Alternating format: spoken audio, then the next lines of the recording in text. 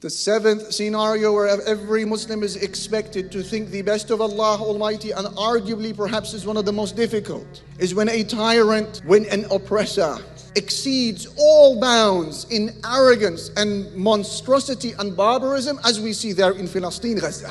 During that moment when everything seems dark and you cannot imagine a way out of this oppression, Allah expects you and I to think the best in Him.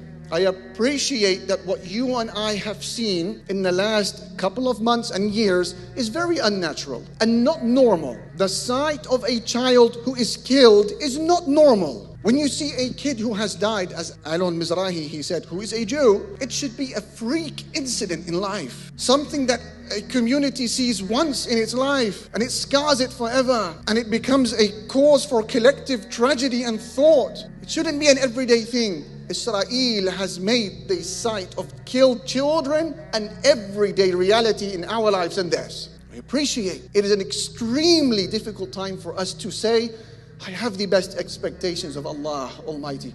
But hold on a minute. Allah subhanahu wa ta'ala told us about the Pharaoh of Egypt.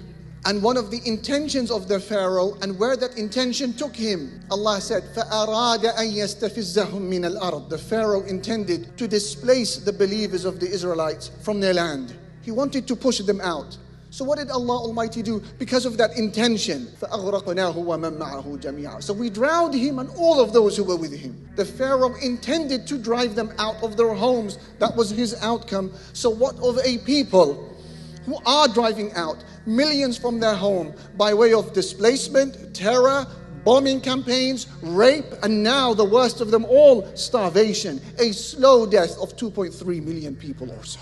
Do you think they will escape the clasp of Allah Jalla Jalaluhu? Whoever assumes this does not know Allah Almighty and does not know the sunan of Allah, the fixed laws of Allah Almighty that never fail in the universe.